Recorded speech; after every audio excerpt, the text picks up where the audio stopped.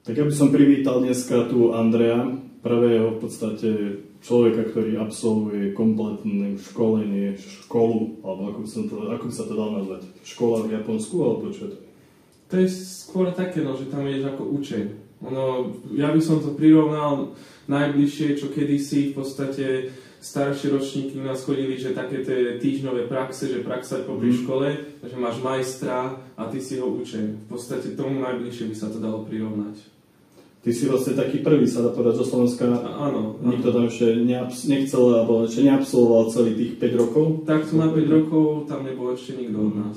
Pekne. A vlastne kde si? Záhrada je v Nagoji a volá sa Aichien.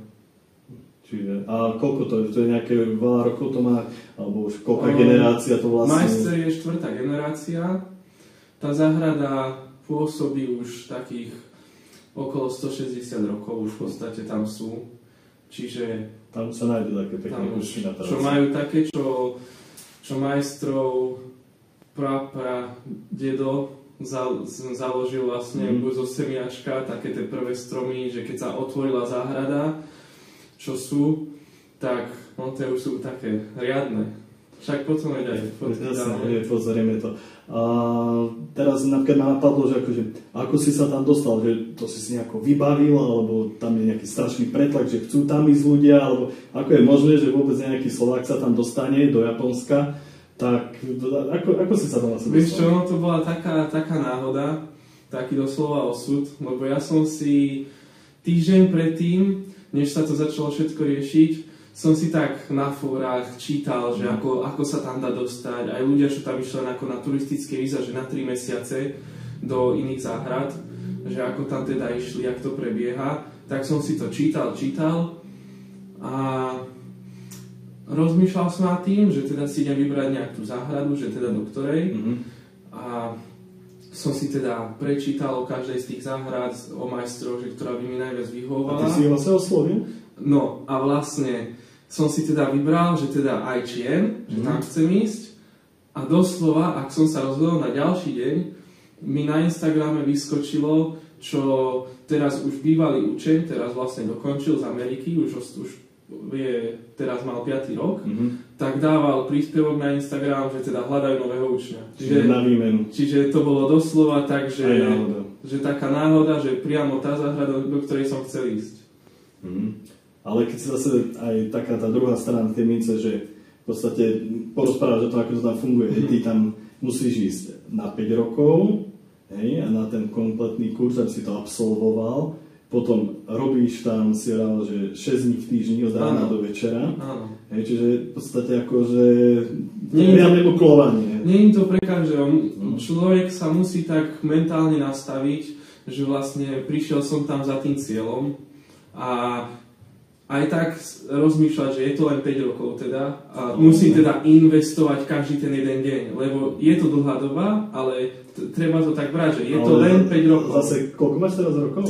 Teraz 25. Tak akože v tom tvojom najaktívnejšom reproduktovom veku, v mladosti, teraz tých 5 rokov obetuješ vlastne niekam nejakej práci. Čiže nie je to len tak, že prirovnať to k vysokej škole, tak vieš, vysoký internátny život, akože vedia. Ty vlastne tam makáš. Čiže možno aj zase nie každý sa nájde, kto je ochotný a môže investovať svoj čas, aby niekde išiel do inej krajiny na 5 rokov vlastne od rána do večera makať. Človek musí mať tak, že nemá žiadne záväzky, doslova, že nemá rodinu, nemá dom, že hypotéku alebo niečo, lebo sa inak nedá. Tam doslova ideš s tým, že ideš tam s ničím a vrátiš sa ešte z menej. Len máš vedomosti. Áno, vlastne o tej vedomosti. A ty vlastne na konci dostaneš nejaký certifikát alebo... Áno. Ako od neho, alebo je to aj nejako prepojené s nejakou na vládnej úrovni, s ministerstvom školstva tam alebo niečo také? To je priamo s Japonskou bonsejovou asociáciou. Od nich mám vlastne certifikát, že som považovaný teda za už akože v Japonsku za profesionála. Čiže je to sa dá povedať taký japonský certifikát u nich, že teda môžem, keby chcem tam pôsobiť ako profesionál, že môžem chodiť na profesionálne aukcie stromov a môžem tam teda nakupovať a pôsobiť na ich úrovni. Tak ešte by som sa vrátil teda k tej náhode. Tak vravel si, že ty si sa tam dostal náhodou, ale keby teraz vyslovene nejaký Slovák by tam ešte chcel ísť, tak čo má robiť, aby sa tam dostal? Vlastne stačí len kontaktovať toho daného majstra, ku ktorému sa rozhodne ísť. Japonci to majú tak, že oni sú hákliví, keby sa napíše viacerým a že sa to dozvedia. Tak je to také, že... Čiže nie ako na 10 škôl si dám... Nie je to také, ako keď si človek hľadá robotu, že životopis rozpošle každému. Je to také, že fakt len za tým jedným majstrom, aj keď povie, že treba počkať, dokým povie príklad, že ja dokončím, čiže by musel čakať 3 roky, až potom môže nastúpiť, tak je to lepšie, ako keby zase napíše ďalšiemu. Mm-hmm. Lebo už pre nich je to také, že nerešpektuješ toho človeka. Vlastne teda celá tá mentalita, natúra tých Japoncov je to úplne iný svet, hej? Čiže stále tam ideš, klaniaš sa. Tak. Tak. Potvrdzovanie stále, hej? Áno. Tak ale už si zvykol, nie? Jasne, však to už taký zlozvyk aj tu, keď niekto niečo vypráva, tak sa kládia, sa na mňa pozerajú, čo robí. Boli to krk alebo dačo, no. A vlastne koľko si tam roka pol? 2 roky, teraz sa začal tretí v podstate. Tretí šok, no celkom rýchlo to letí. No, ubehlo to za chvíľu budeš doma. No a keď tam skončíš, máš také plány vrátiť sa na Slovensko, alebo čo bude vlastne robiť? Tak taký hlavný plán je vrátiť sa teda na Slovensko a rozbehnúť svoju záhradu, svoj biznis. Mm-hmm. Mám už aj nejaké také ponuky, čo ma kontaktovali také európske väčšie záhrady, aj muzeá, že aby som tam k nim išiel pracovať. Čiže aj to je možnosť. Ale tak ešte 3 roky, tak ešte si to všetko musím rozmýšľať, naplánovať. No ešte to môže vyhodiť. A ešte ma môže aj vyhodiť. To mi nepáči, to výmaj sa. Čiže vlastne, dobre, 6 dní robíš, 1 deň voľno, nedeľa, hej? Ja mám sobotu. Ale robíš aj sobotu, alebo naozaj máš to nevoľno? To väčšinou chodievam, čo tam priateľku, ale predtým, než som mal, tak som si to tak dal, že pol dňa voľno a pol dňa robota ešte aj. Aby som to, lebo tam keď si sám, vieš, že nemáš nikoho ani tak, že z začiatku kamarátov, tak si celý deň tam len sedíš v izbe, tak to radšej budeš robiť. No jasne, tak môžeš dať čo. A keď hlavne na začiatku ťa to riadne baví. Tak na to stále baví. Koľkokrát aj idem za priateľkou a sa tam trasem, že už potrebujem niečo robiť. Už potrebujem drotovať. No. Na priateľku si kedy našiel? S ňou som od minulého roka, od apríla. A kedy si ju stihol nájsť v februári? Cez tú sobotu? A však v podstate, veď, cez Tinder. Cez ako aplikáciu na telefóne. A potom sobotu ste sa stretli. A keď chceš ísť teda na Slovensko, tak môžeš ísť raz za rok, alebo ako to je? Môžeme ísť raz za rok na 2 týždne. Len vieš, on je to také, že ideš na 14 dní, čiže 2 dní z toho cestuješ, tak prídeš na 12 dní v podstate. Tak je to také krátke. Tak ja som v podstate radšej išiel po 2 rokoch na ten dvojnásobok. Čiže ani Bohovi ťa nepustí o 2 týždne dlhšie. Proste nie, je to také, je to funguje tak. Japonsko proste. Áno. Takže vlastne teraz si tu na mesiac. Áno, od 15.8.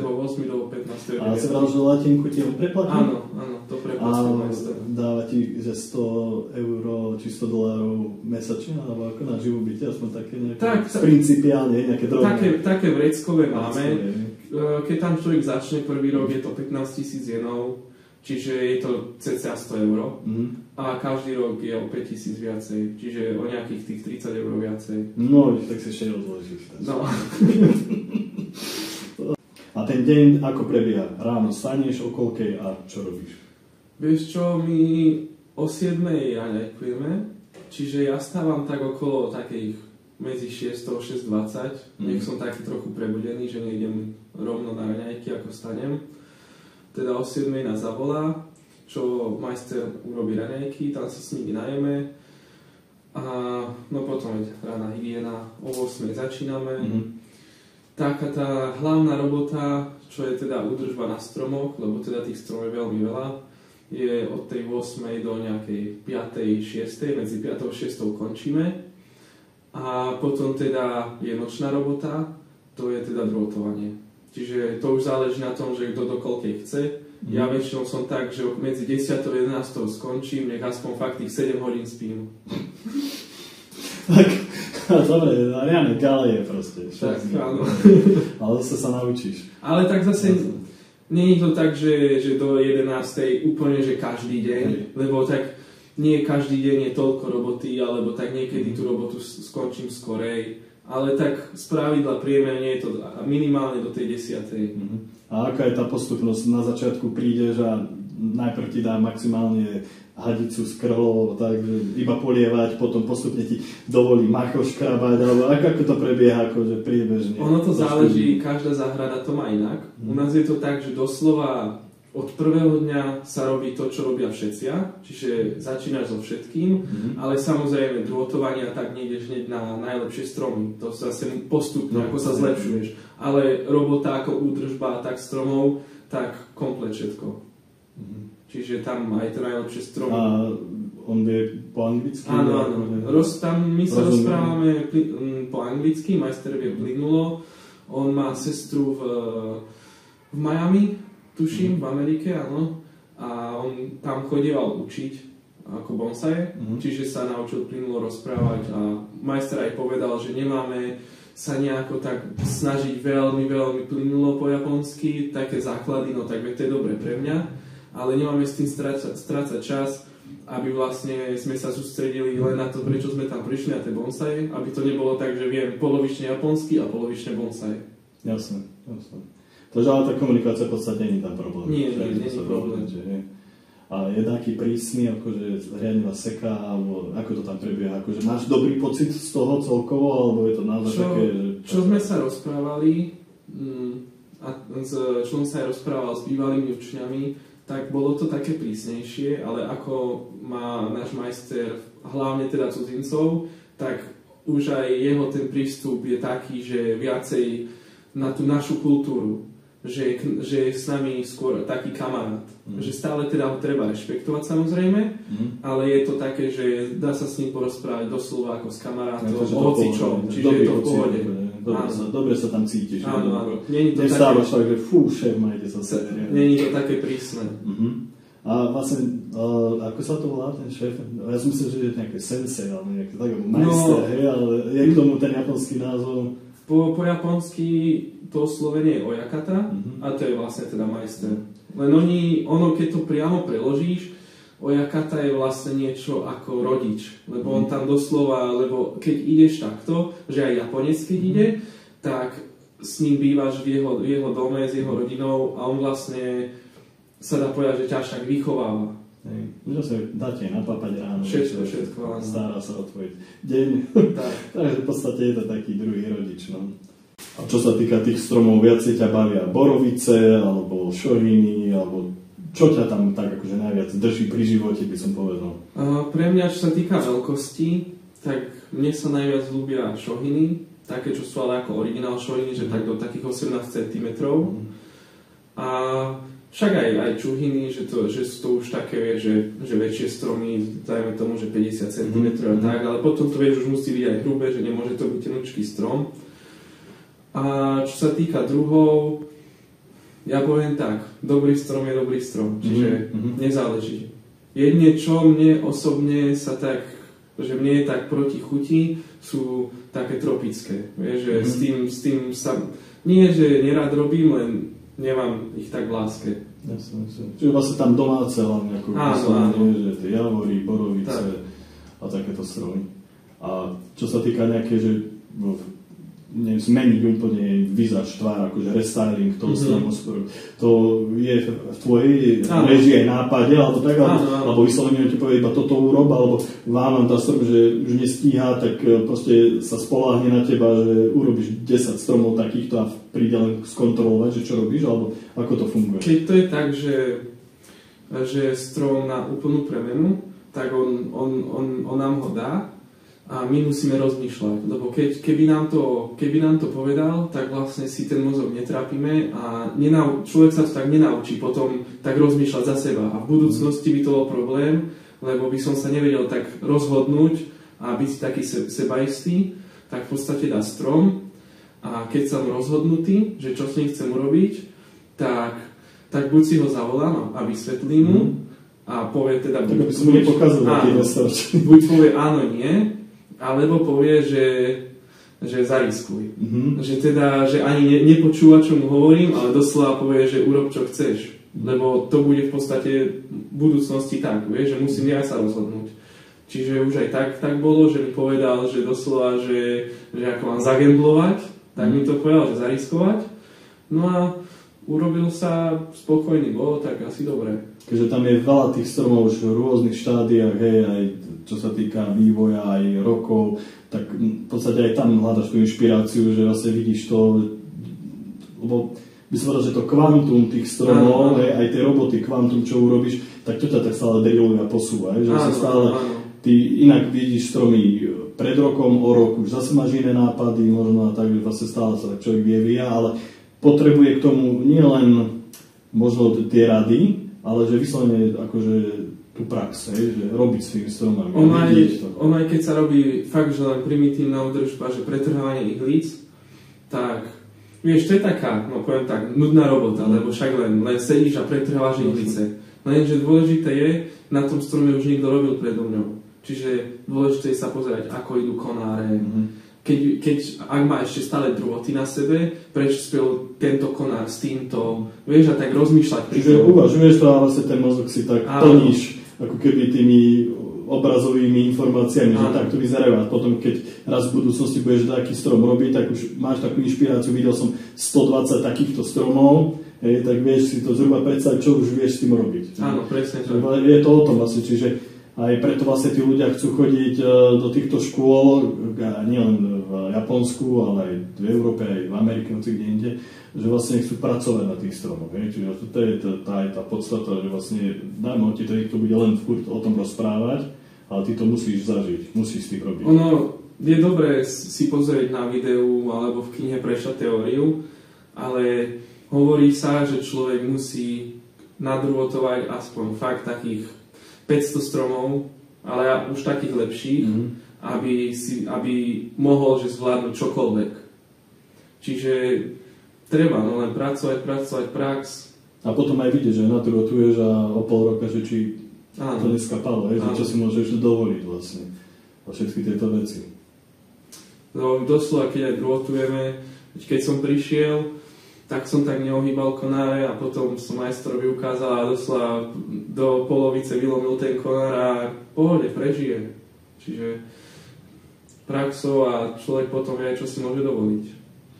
Teraz tie stromy, pomiem napríklad k cenám alebo také, že ako tej hodnote tých stromov, tak je tam strašne veľa stromov a teraz príklad nejaký by zomrel ten stromček nejakým zásahom zlým alebo čo, tak by to dosť mrzalo napríklad toho ojokatu, alebo nie? Alebo ako? Tak určite by mrzalo. Stáva sa aj tam, že odchádzajú stromy, že môžu zomrieť aj kvôli chorobe, alebo dačomu. Že... Tak stane sa, veď čiže aj tam niekedy doslova vieš taký ako božský zásah, že zásah Boha, ale to nedá sa ovplyvniť, vieš, nejaká veľká choroba príde a môže sa stať, nestáva sa to často, ale určite sa stane. Lebo dáme, že ste tam vlastne, ešte sa na to pozeráte, skúsenosti tam musí byť na cárach, čiže kdy sa môže stať, proste je to príroda a môže sa stať. Ale nerieši sa nejaký, že mega teraz z toho problém, alebo tak. Keď je to také, že to človek neurobil na schvál, tak to nie je taký problém.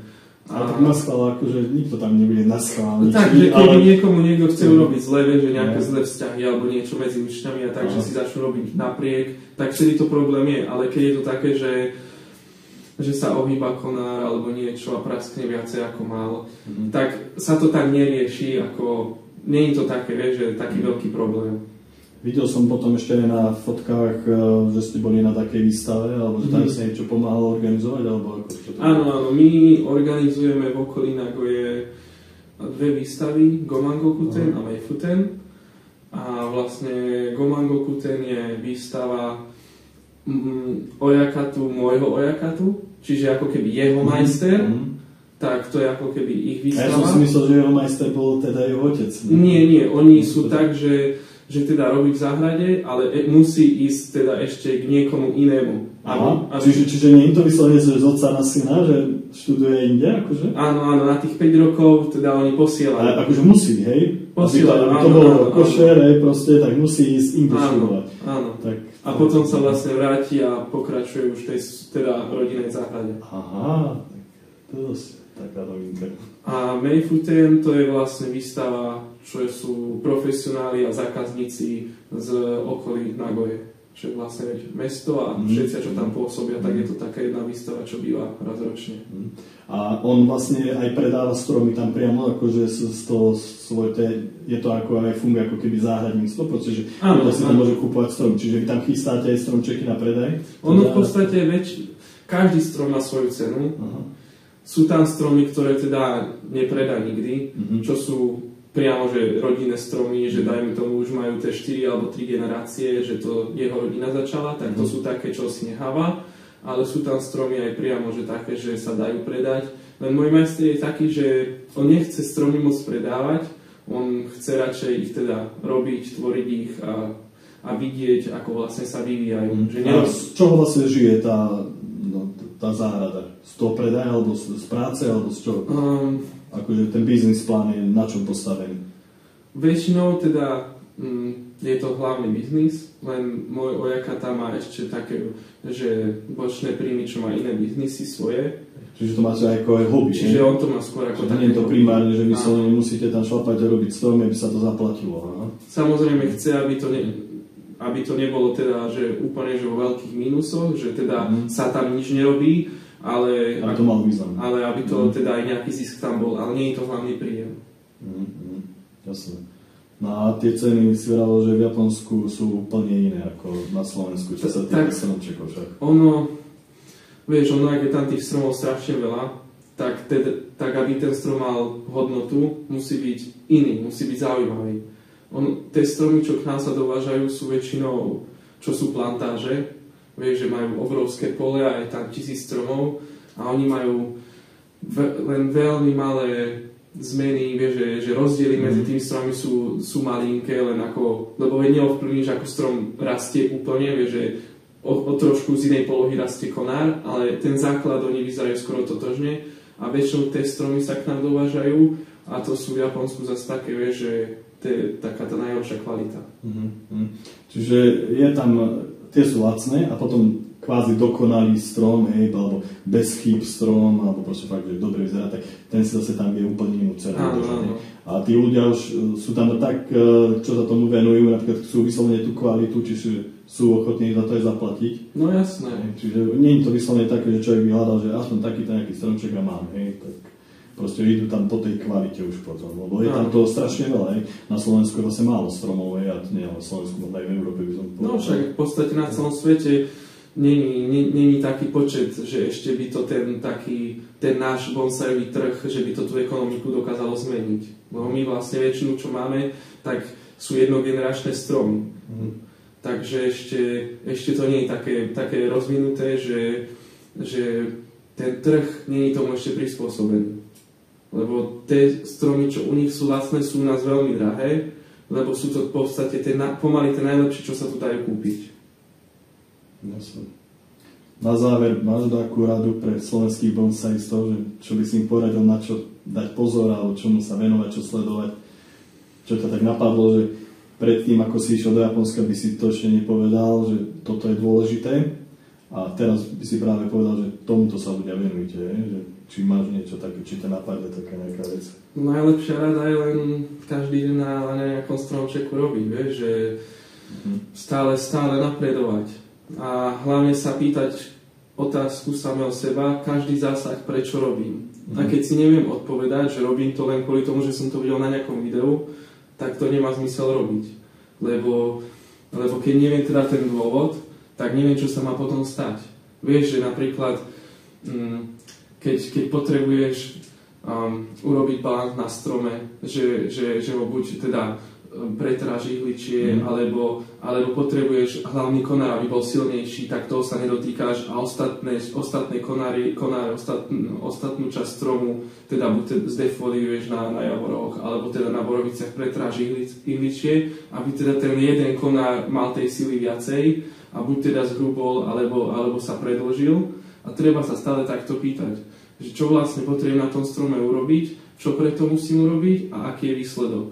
Aby som to nerobil len tak bezhlavo, že na videu som videl, že je to japonská čierna borovica, ostrihám všetky sviečky, a budem dúfať. Treba rozmýšľať, teda, aby ten výsledok sa docielil, čo sa má. A tu prax. A prax. Aby si vedel, čo chce robí a ako to dopadne. Ty si teda aj na Instagrame, tak kde? Áno, mám Instagram. Ako to tam nájdeme? Mám svoje meno Andrej a potom podponočka bonsai. Čiže Andrej podponočka bonsai. Takže ak budete chcieť dať čo vedieť v budúcnosti viacej, napíšte mu, sledujte ho. To bol Andrej z Japonska. Ďakujem. Čaute.